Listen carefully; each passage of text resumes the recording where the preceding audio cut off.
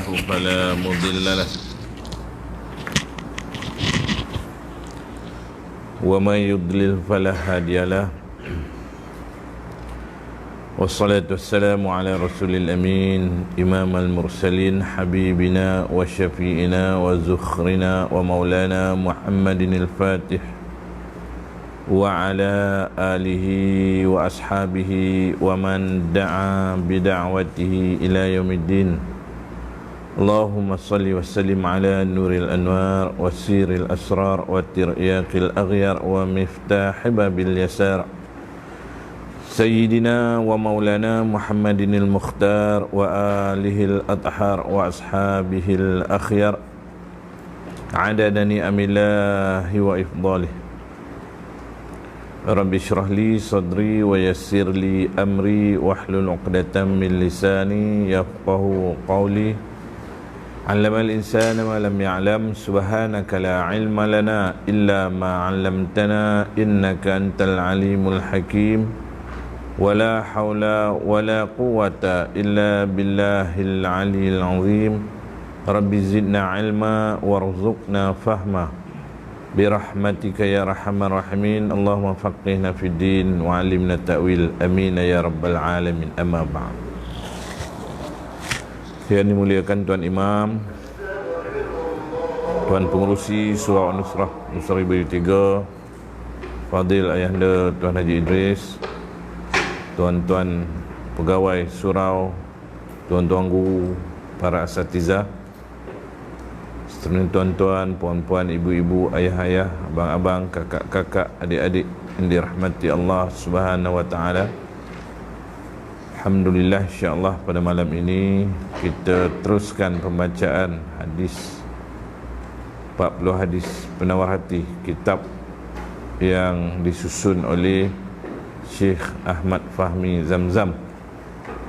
Alhamdulillah, untuk kesekian kalinya Allah Ta'ala izin dan beri nikmat kepada kita untuk sama-sama dapat kita berada dalam majlis ilmu, iaitu kita membaca hadis Nabi SAW.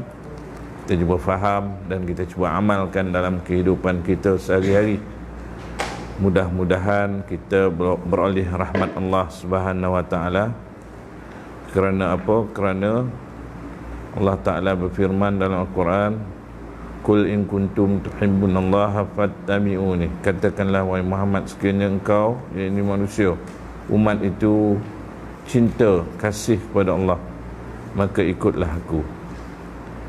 Jadi kita sebagai umat, tuan-tuan, wajib kata sekiranya untuk mengikuti kasih Allah, baginda Nabi SAW. Sekadar mana yang kita termampu, yang kita tahu. Sebab itu kita kena belajar. Mudah-mudahan Allah Ta'ala menempatkan kita bersama baginda Nabi SAW di dalam Jannatul Firdaus. Amin ya rabbal alamin. Jadi malam ni kita teruskan hadis yang ke 15. Hadis yang ke 15, muka surat 44. Ya, betul ya. Hadis ke 15, muka surat 44.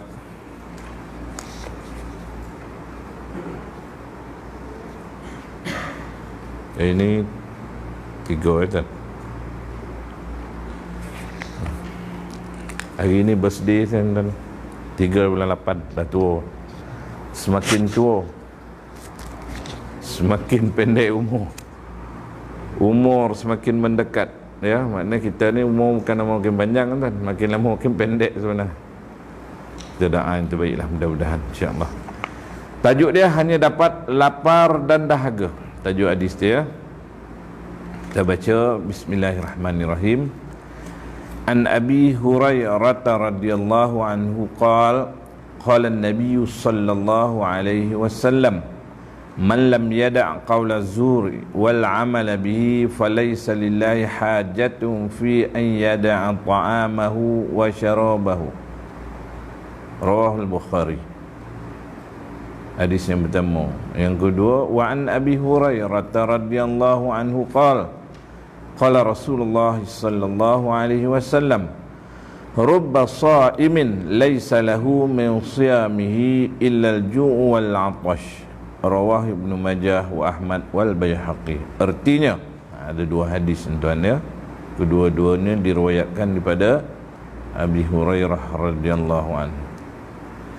Artinya daripada Abu Hurairah radhiyallahu anhu berkata, Rasulullah sallallahu alaihi wasallam bersabda, siapa yang tidak meninggalkan perkataan dusta dan tidak meninggalkan berkelakuan dengan dasar dusta, artinya berdusta dengan anggota, maka Allah Ta'ala tidak akan memberikan apa-apa ganjaran ke atas keletihannya meninggalkan makan dan minum, maksudnya berpuasa. Hadis riwayat Bukhari. Baik, Nabi SAW yang diriwayatkan kepada Abu Hurairah berkata, sesiapa pun tidak meninggalkan perkataan dusta dan perbuatan dusta, maka Allah Ta'ala tidak akan beri apa ganjaran ke atas keletihannya meninggalkan makan dan minum. Maksudnya meninggalkan makan dan minum ni tuan-tuan, berpuasa. Sama ada puasa itu wajib ataupun sunat lah ya, asalkan dia berpuasa, dia bercakap dusta, perbuatan dia pun dusta, maka letih lah yang dia dapat. Yang kedua, Nasai juga daripada Abu Hurairah radhiyallahu anhu sallallahu alaihi wasallam, Rasulullah sallallahu alaihi wasallam bersabda, ada banyak orang yang berpuasa tetapi ia tidak memperoleh daripada puasanya itu selain daripada lapar dan dahaga. Kedua-dua hadis tuan merujuk kepada ibadah ya, dalam ni disebut sebagai puasa yang tidak diberi ganjaran, makna sia-sia, lara ya, duka cita. Ibarat orang yang menanam pokok, pokok tu tidak tumbuh sama sekali. Dia bukan dah tumbuh mati, tak tumbuh. Kalau orang buat ladang tuan, tanam pokok tak tumbuh, apa rasa? Sayu hati kan, tak tumbuh langsung. Tanam sayu tak tumbuh, tanam jagung tak tumbuh, yang tumbuh lalang. Sebab tu orang cakap tanam padi tumbuhnya lalang. Makna dalam buat baik tu ada juga terselit benda-benda yang tak baik. Tetapi tanam lalang tak pernah tumbuh padi tuan. Ada tak orang tanam rumput tiba-tiba keluar padi gandum? Tak pernah. Makna dalam keburukan tu tidak ada baik dah. Kita jangan cakap dia tu memang macam tu, mana dia baik. Tak mahu macam tu kan. Baik adalah baik, buruk adalah buruk. Tak ada dalam keburukan ada kebaikan, dalam baik ada buruk. Dia mesti berasingan. Tetapi seringkali diuji dalam beribadah, kita ni terbuat maksiat.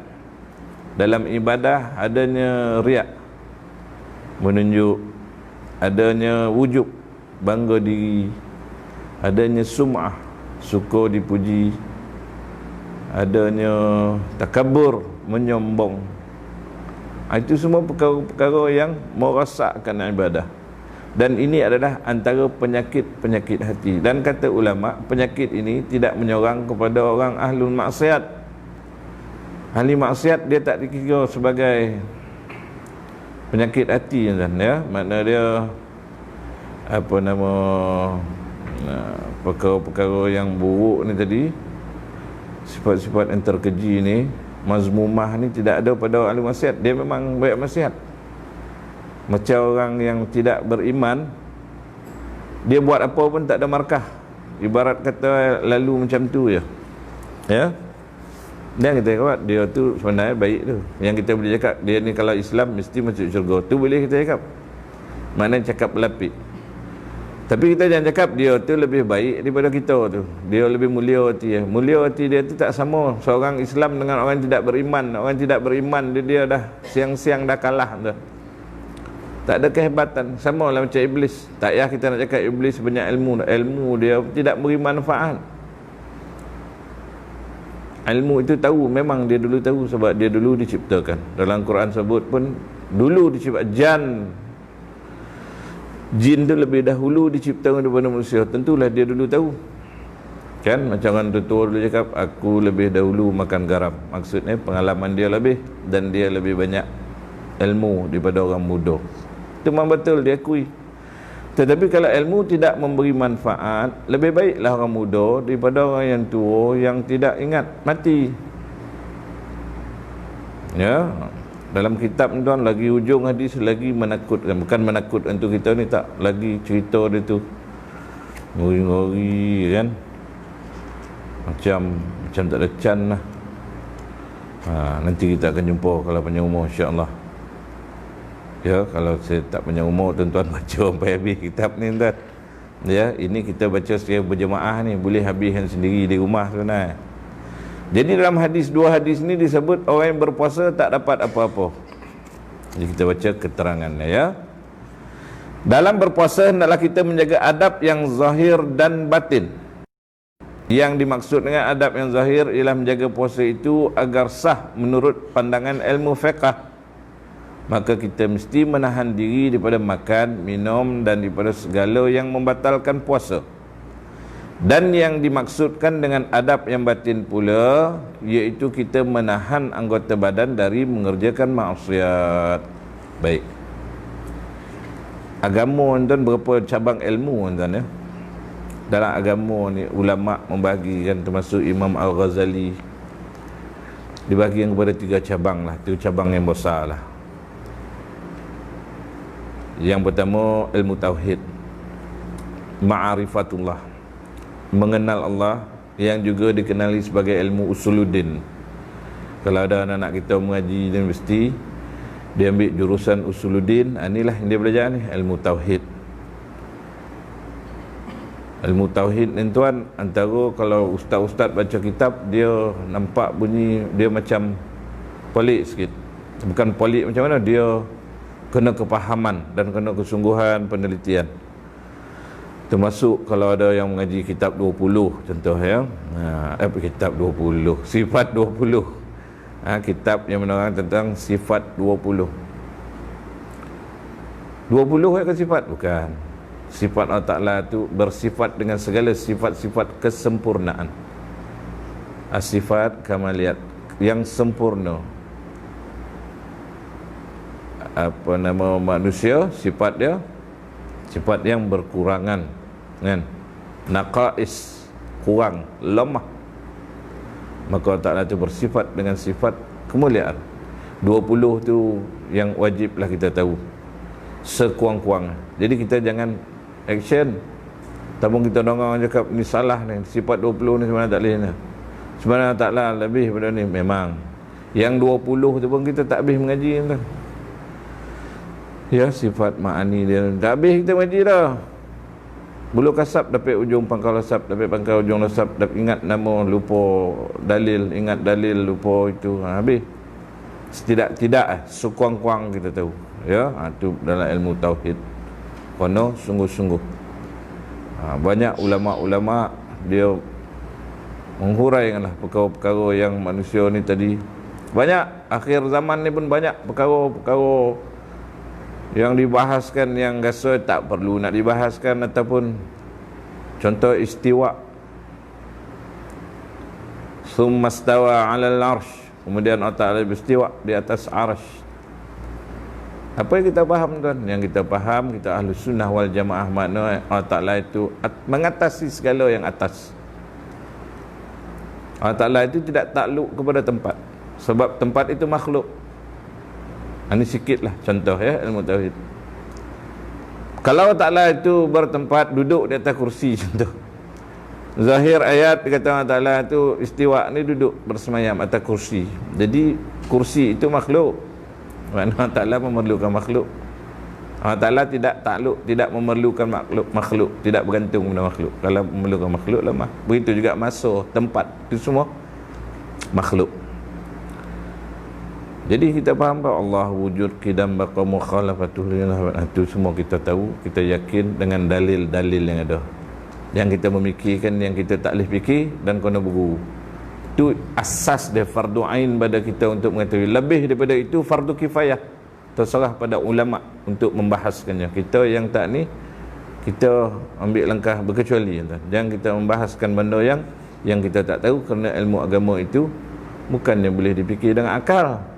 Dia perlu dibimbing dengan dalil. Dalil pula bukan boleh diterjemahkan ikut sendiri. Tak boleh. Sebab kita tak akan faham, kita bukan ahlinya. Dalam Al-Quran itu sendiri disebut benda yang pada zahir diterjemahkan, yang kadang-kadang kita tak tahu di sebalik. Kan? Macam mana ayat dalam surah ni kan? Alladzina yakhshawna rabbahum bil ghaibi lahum maghfiratun wa ajrun kabir. Sungguhnya orang yang takut kepada Tuhannya bil ghaib. Bil ghaib itu kita merujuk ya'udu ila man, merujuk kepada siapa. Kalau dalam dia punya terjemahan, orang yang takut kepada Tuhan yang ghaib itu bagi mereka keampunan. Tapi dalam tafsir dia al-ghaib itu ya'udu ila nar, kembali kepada neraka. Orang yang takut kepada Tuhannya sedangkan neraka itu tidak pun kelihatan pada mereka. Dia macam tu. Jadi kita tak boleh sewenang-wenang sembrono yang kita nak menafsirkan hukum ikut akal dan kefahaman kita. Itu adalah salah. Ya. Sebab tu kita boleh baca buku. Orang yang baca buku dengan syarat dia ada asas. Dia tak boleh pandai dengan dia membaca sendiri, sebab tak ada orang yang mensyarahkan perkara itu. Kan? Nah, macam saya sendiri pun kita tak faham. Kita kadang-kadang tak pernah jumpa. Kita nak terjemah sendiri tak boleh. Dia akan jadi salah. Jadi itu akan mendatangkan mudarat nanti pada semua. Kemudian apabila ilmu usuluddin ni dah diketahui, datang pula ilmu syarak. Ilmu syarak ni ilmu apa? Ilmu syarak ini ilmu fiqh. Kita biasa sebut yang pandai fiqh dipanggil al-faqih, orang yang faham. Fiqh tu maksud dia faham, kefahaman. Allahumma faqihu fid din wa 'allimhu ta'wil. Itu doa Nabi kepada Ibnu Abbas. Beri dia ni kefakihan, kefahaman dalam agama dan juga mentakwil ayat Quran. Jadi ilmu fiqh ni cabang dia banyaklah. Ada muamalat, ada ibadat, ada munakahat, ada jinayat, macam-macam lah ya fiqh dia. Dan ilmu fiqh ni kebanyakan dia yang kita jumpa kitab dia tebal. Fiqh ni dia berbeza. Dia dengan ilmu dia fiqh ni huraian dia banyak. Merujuk kepada mazahibul arba'ah, mazhab yang 4, pandangan yang berbeza tentang wuduk pun ada pandangan yang berbeza. Menyapu kepala contoh. Hanafi cakap macam ni, Syafi'i cakap macam ni, Hambali macam ni. Kemudian dalam hal apa? Baru ni kita korban pun banyak. Dia punya kaifiat, kaedah dia dilakukan bila apa jenis binatang dia dihuraikan satu persatu. Tebal cerita dia. Tapi pelaksanaan dia singkat. Fiqh ni belajar dia panjang. Ya, semayang bermula daripada wuduk. Syarat sah wuduk hendaklah berwuduk dengan air mutlak. Air mutlak itu terbagi kepada apa? Air hujan, air mata air sungai, air laut. Kan? Salji. Lepas tu air muqayyad, air mutannajis, air musyammas. Kemudian kalau tak ada air macam mana, atau orang yang tidak boleh menggunakan air, turun pula satu lagi kepada tayamum. Tayamum pula tak sama, berbeza dengan wuduk. Dia menyapu muka dan tangan sahaja. Kemudian tayamum hanya boleh digunakan sekali saja untuk solat wajib. Nak solat lagi sekali kau nak ambil. Itu bahagian fiqh tu. Kemudian dalam solat rukun yang 13 wajib ada bagi orang yang berupaya, tertinggal maka tidak sah solat. Ada pula perkara-perkara yang sunat dibaca, ada sunat ab'ad, ada sunat hay'ah. Tapi semayang kejap tuan, 5 minit selesai. Huraian tebalnya. Sembayang sekejap dah selesai. 5 minit, 3 minit, 2 minit setengah, laju. Pap. Tu hilang. Kan? Itu fiqh. Ini perkara syarat sah, syarat wajib, mukallaf macam mana. Begitu juga puasa. Maka ilmu yang ketiga, ni dah tadi. Dimaksud dengan adab yang batin pula, iaitu apabila kita menahan anggota badan dari mengerjakan maksiat. Ada pula ilmu batin, bukan ilmu kebatinan yang terobang tu, bukan. Ilmu batin itu yang maksud batin tak nampak. Itulah yang dikenal sebagai ilmu tasawuf. Jadi kata Imam Al-Ghazali, belajarlah ilmu tasawuf. Tasawuf ni macam mana ni? Kena masuk tarikat ke, kena pergi bersuluk ke? Tasawuf itu ialah ilmu hati nama. Ilmu kepahaman. Faham dengan sebenar-benar faham, supaya tidak rosak sesuatu itu. Orang faham buat pekasam. Pekasam ini orang belah utara, dia pandai dia.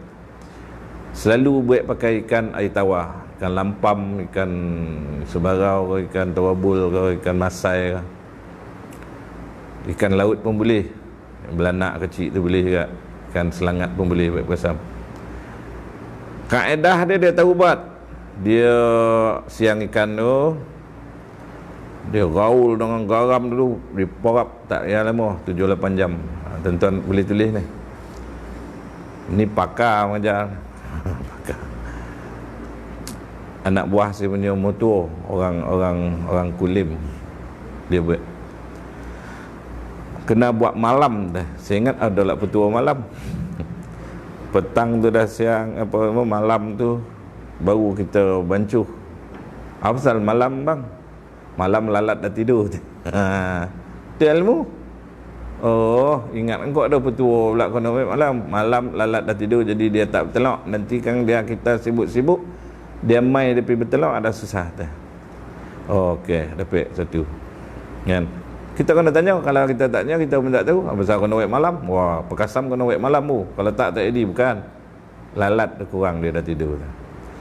Jadi katalah pukul 4 petang tu kita dah masuk dalam garam, dah pukul 9, pukul 10, 5-6 jam dia dah porap tu basuh.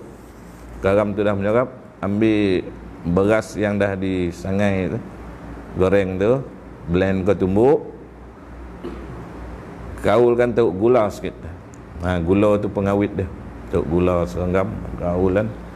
Tepek dengan ikan tu, pap, masukkan gula-gula masuk dalam bokeh. Jadilah 2-3 hari, jadilah dia pekasam. Tapi pekasam tu dia tak boleh duduk kat luar kan, nak kasih tahan dia lepas dia dah ni, kena masuk dalam peti ais.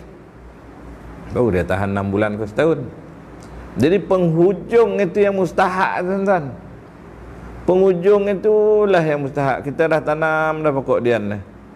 Dia dah besar apa semua, time dia nak berbuah tu yang mustahak. Macam mana nak dibuat apa baju yang sesuai.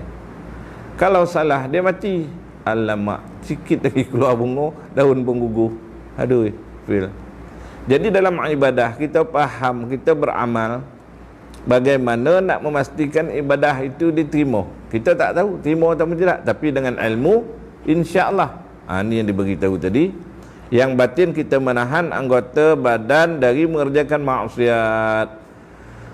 Syarat sah puasa kita dah ikut, menahan diri daripada makan, minum dan perkara batal puasa mula daripada terbit fajar sehingga tenggelam matahari. Kan?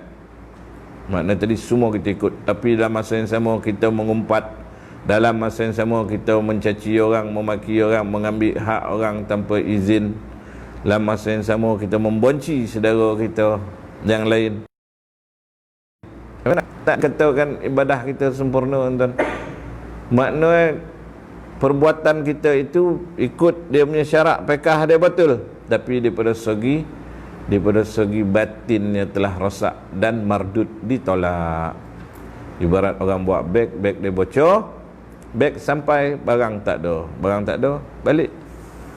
Kita pergi airport, pasport tinggal, balik. Tak boleh. Beg bawa lah 10 pun tak boleh, bawa duit 1 juta pun tak jalan, pasport tak ada. Penghujung itu fail. Jadi rugi. Jadi kita nak rugi, kita nak buat banyak, tak berguna ataupun sikit tapi boleh pakai tuan. Biarlah banyak dan berguna, janganlah sikit. Teman-teman kita ni sikit jadilah, jangan. Orang tu banyak lah tentu, jangan. Kita pun tak tahu. Kita hendaklah menahan mata daripada melihat perkara-perkara yang diharamkan oleh syarak. Mata kena jaga, seperti melihat aurat perempuan yang bukan mahram. Ni tuan. Ya. Satu kisah sahabat ni saya lupa nama, sama ada Sayyidina Anas bin Malik. Dia dalam perjalanan dia nak pergi jumpa Sayyidina Uthman, Dia terpandang batih perempuan dalam tersingkap kain. Sampai Sayyidina Uthman cakap apa? Aku melihat tanda-tanda zina di mata kau tu. Sahabat Zunurain, orang yang mempunyai dua cahaya mata. Sayyidina Uthman nikah dengan dua orang anak Nabi kan. Jadi kata sahabat yang ditegur ni, betul lah, mana tahu tu. Memang tadi aku ternampak, bukan saja tengok kan. Maka Sayyidina Uthman cakap, aku melihat tanda-tanda zina di mata engkau tu. Itu tak sengaja. Dan orang tu pun makam sahabat kan. Sahabat ni kita berkumpul 1 juta orang pun takkan sama dengan seorang sahabat kan. Sahabat ni hebat sebab dia hidup dengan Nabi. Dan sahabat ni pula bukan calang-calang sahabat yang berdamping dengan Nabi SAW dan meriwayatkan hadis kan. Pun ada tanda-tanda maksiat tu lokek nampak dari sahabat yang lain, apalagi kita tuan-tuan. Istighfarlah kita banyak kan. Dan hendaklah menahan telinga daripada mendengar bunyi-bunyian atau percakapan yang diharamkan oleh syarak. Dan juga hendaklah memelihara lidah daripada berbicara bohong, mencaci orang, berbicara kasar yang boleh menimbulkan permusuhan dan seumpamanya. Ni kita banyak tak perasan tuan. Kita pergi Mekah, duduk dalam bilik bercerita. Saya buat orang pergi Mekah tuan. Dia jadi ketua jemaah lama. Saya selalulah jadi khadam nolong kan. Kita muda-muda kadang beriang-riang, golak-golak. Dia tegur ni Mekah lah. Baru kita ingat. Duduk dalam bilik hotel kita. Selalu lupa. Masing-masing kat temerang, tergolak-golak, riang. Ni Mekah ni teh. Ni Madinah ni. Alamak, astagfirullahaladzim. Yalah ya. Dia selalu diingat tu. Kadang jumpa budak-budak Arab tu. Budak-budak preman Arab tu kan. Dia duduk tu tebing sokok nak pergi dengan kawan lah, kita nak pergi main. Dia tegur dah. Dia orang sini tu. Ni Mekah ni tu. Ya. Tak sama. Jadi kita kadang-kadang selalu lupa. Ya, selalu lupa. Jadi kita puasa tapi kita macam-macam lah, kita buat macam orang tak puasa. Dan kalau kita dah berlaku yang demikian itu, yang akan datang kita cuba ubah. Kita puasa, orang ajak bergaduh cakap inni shaim. Aku ni puasa, bukan nak menunjukkan dia, tapi nak beritahu orang puasa ni kalau boleh. Kita mengingatkan diri kita sebenarnya. Bukan kita nak action orang tu. Inni shaim. Aku ni puasa, tak apalah. Kan? Kau marah-marahlah, aku puasa.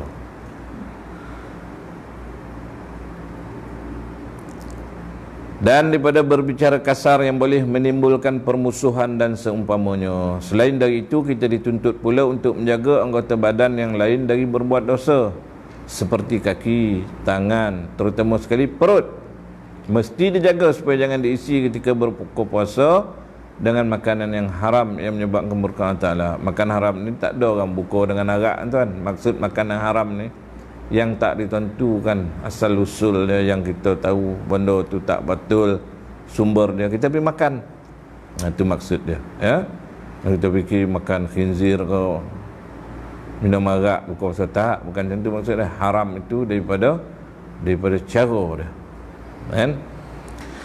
Kalau adab-adab ini tidak dijaga, maka kita tidak dapat mencapai tujuan dan ibadah puasa yang kita lakukan. Dari ibadah puasa yang kita lakukan, puasa adalah bertujuan mengawal hawa nafsu supaya tunduk kepada aturan Allah Ta'ala, bukan hanya sekadar menahan lapar dan dahaga.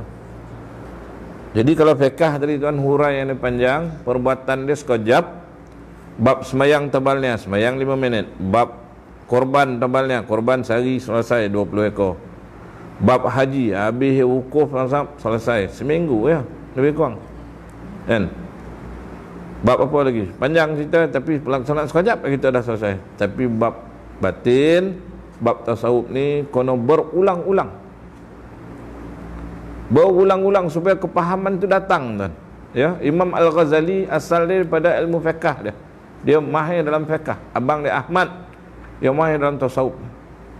Akhirnya Imam Ghazali cakap, belajarlah ilmu tasawuf itu kerana aku khawatir kita akan mengekalkan dosa-dosa besar sehingga mati. Maksud apa? Kita tak tahu pengkhususan macam mana taubat kita leka. Sedangkan kata ulama, orang yang menangguhkan taubat itu sentiasa dalam keadaan maksiat. Buat salah terus taubat, nah nantilah dulu dah bencen, tak boleh. Selama itu dia melakukan maksiat, ikutilah perbuatan buruk itu dengan kebaikan. Mudah-mudahan keburukan kita tu dihapuskan. Tu kaedah dia. Dia tak ada istilah, alah tak apa dah, bantailah dulu, nanti bila-bila taklah tu orang kata. Tak, jangan tuan. Itu namanya mempersendakan. Sebab kita tak tahu umur kita ni panjang mana. Sebab tu Nabi cakap, ingatlah mana yang memutuskan kelazatan, iaitu mati. Kena banyak ingat mati. Bila ingat mati, kita lasak, kita ujur, kita perlahan sikit lajang. Kan? Jadi puasa itu sesuatu yang menundukkan hawa nafsu.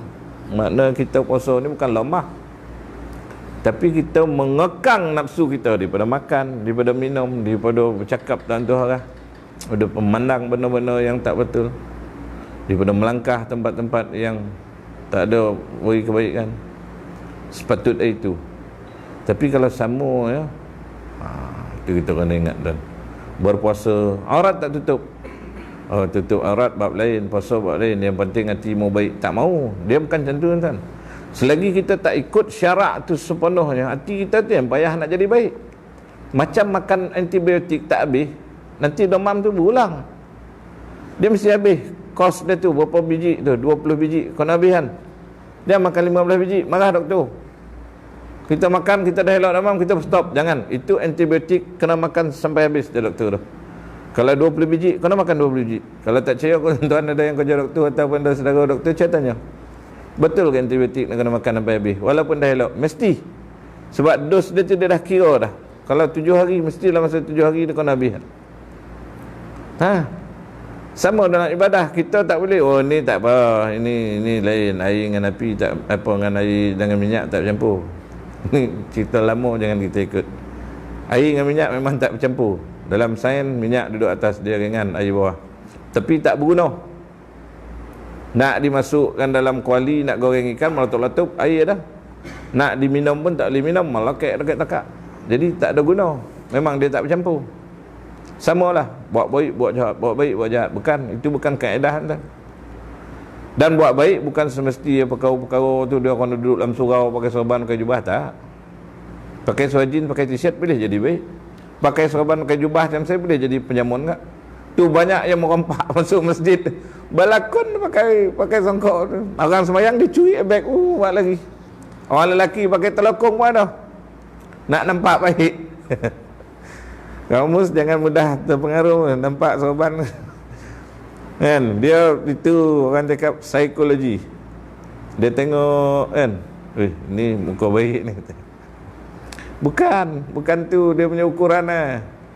Hati nak kena baik. Jadi hati nak kena baik jangan kena tutup aurat. Tak boleh hati baik aurat buka. Bila hati nak baik kalau aurat terbuka? Antibiotik tak habis makan. Nanti namanya belajar sekorek-sekorek. Semayang juga, mencuri juga. Maknanya semayang tu tak mencegah kita daripada kemungkaran. Adalah kekurangan dalam semayang. Macam mana nak buat ni? Saya dah buat yang terbaik. Solat sunat, rajin buat solat sunat. Solat sunat tu menampung kekurangan solat wajib. Sebab tu bila di akhirat nanti tengok solat dia tak cukup, Allah Ta'ala cakap cek kalau ada solat sunat. Allah Ta'ala cek kok ada ni, bukan Allah Ta'ala tak tahu tuan-tuan ya. Kita kena faham Allah Ta'ala itu maha mengetahui. Bukan Allah Ta'ala suruh malaikat tengok tu Allah Ta'ala tak tahu, bukan begitu. Allah Ta'ala maha mengetahui. Tapi nak menunjukkan bahawa adanya conversation yang begitu, nak memberi dorongan kepada umat supaya selain daripada solat wajib, solat sunat tu kena buat. Itu kita kena buat tuan, supaya bila solat sunat kita buat lubang-lubang yang ada kat solat wajib itu tertutup, maka solat wajib itu menjadikan kita terkawal, terjaga. Kita mudah-mudahan buat banyak-banyak macam atap. Daun lalang biasa buat atap tuan.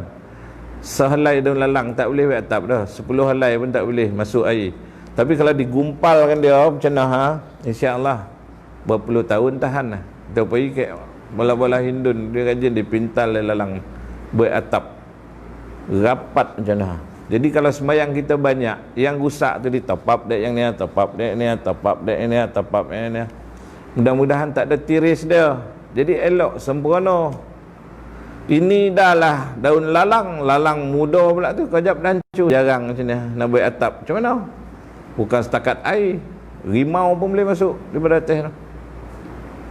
Begitulah keadaan tuan dia. Kita jaga solat sunat. 2 rakaat sebelum maghrib nak buat boleh, tapi 2 rakaat lepas maghrib yang tinggalkan.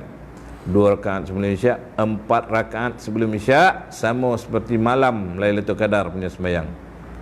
4 rakaat selepas isyak. Lepas tu witir, jangan lupa sebelum tidur. Yang sehabis malih dalam dunia 1 rakaat. Rajin sikit 3 sehinggalah 11 maksimum. Dulu saya pernah sebut, kalau nak bangun macam mana kita nak tahajud, saya mengambil pendapat, ada yang mengatakan tak payah witir, terus saja buat tahajud, buat solat taubat semua terus, tak payah. Tapi saya memakai satu pendapat, dibuka dulu satu witir, maknanya digenapkan. Sebelum tidur kita dah solat 3 kan, bangun tidur kita bangun dia ambil wuduk, solat 1 rakaat dulu, jadikan dia 4, maknanya dia dah tak witir lah, dia dah jadi ganjil. Kemudian solat sunat wuduk, solat sunat taubat, solat sunat istikharah, apa semua kita buat, tahajud, sekarang tutup dengan 1 rakaat lagi, jadi dia 5 balik. Jadi saya lebih memakai yang pandangan itulah kan? Buka kemudian tutup. Itu dalam fiqh lah tu, tapi kita tak payah bertelagah ya, sebab ada pandangan yang mengatakan tak apa, sebab Nabi cakap tidak ada 2 witir 1 malam. Ni witir kerana buat witir tak. Jadi kalau kita buka satu, maknanya menyambung witir yang tadi, dihidupkan dia balik, diganapkan dia. Wallahu a'lam. Jadi saya rasa sekadar itu dulu untuk malam ini, kan? Sama-sama kita menambah amal kebajikan, tuan-tuan. Ya, amal kebajikan ini kita kena tambah hari demi hari.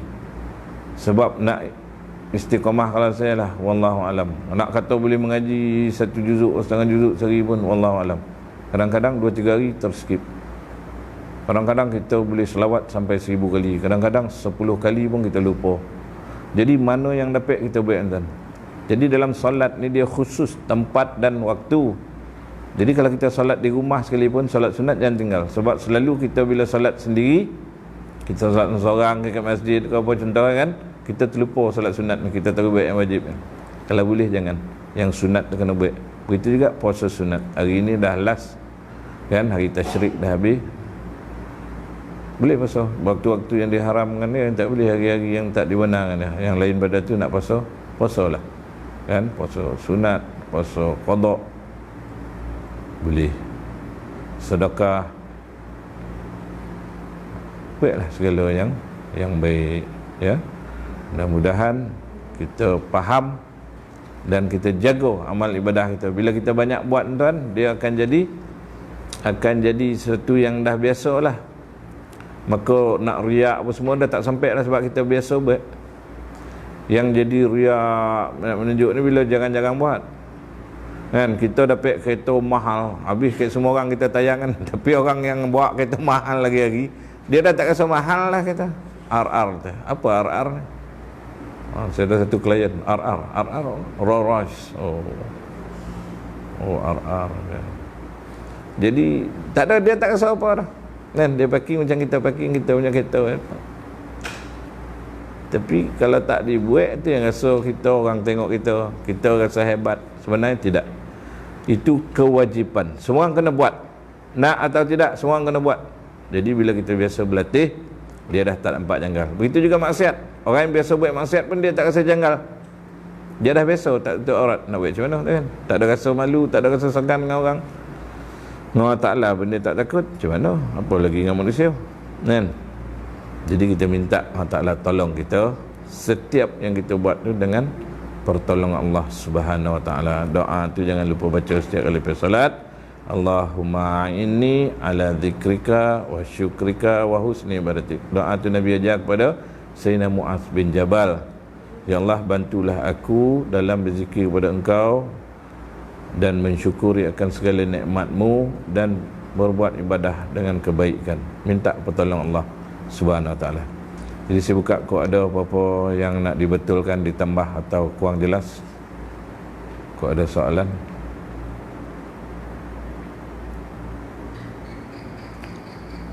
Tak ada ya? Akak tak ada kan? Alhamdulillah. Jadi kita ya? Boleh. Jadi sekadar itu dulu yang baik pada Allah SWT. Yang salah dan silap daripada kelemahan dan kelalaian saya sendiri, saya minta ampun, minta maaf. Jadi kita berhenti pada hadis yang ke-15. Jadi panjang umur, insya-Allah kita sambung lagi. Jadi kita minta lah segala yang kita lakukan ini Allah Ta'ala terima dan menjadi kebaikan pada kita, dan dapat kita jadi bekalan selepas kita meninggalkan dunia ini. Dan kita hadiahkan juga segala pahala kebaikan yang kita lakukan ini pada kedua ibu bapa kita, ya, sama ada yang ada lagi ataupun dah meninggal dunia. Mudah-mudahan Ta'ala bagi rahmat pada mereka, pada guru kita juga, jiran-jiran kita dan keturunan kita yang dah mendahului. Kita tutup dengan doa. A'udzubillahi ssamil alim minasyaitonir rajim.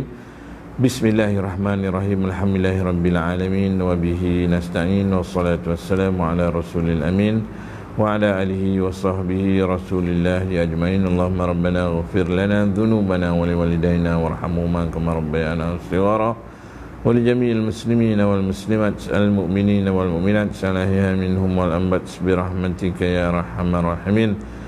Allahumma la mani'a lima a'taita wa la mu'tiya lima mana'ta wa la radda lima qadaita wa la yanfa'u dzal jalali minkal jad. Allahumma a'inna ala dzikrika wa syukrika wa husni ibadatik. Rabbana atina min ladunka rahmatan wa hayyi' lana min amrina rasyada. Rabbana atina fid dunya hasanah wa fil akhirati hasanah wa qina 'adzabannar wa qina 'adzabannar wa qina 'adzabannar. Wa sallallahu ala sayyidina wa maulana Muhammadin nabiyil ummi wa ala alihi wa sahbihi wa baraka wa sallam. Subhana rabbika rabbil izzati amma yasifun, wassalamun ala al mursalin, walhamdulillahi rabbil alamin. Taqabbalallahu minkum. Assalamualaikum warahmatullahi wabarakatuh.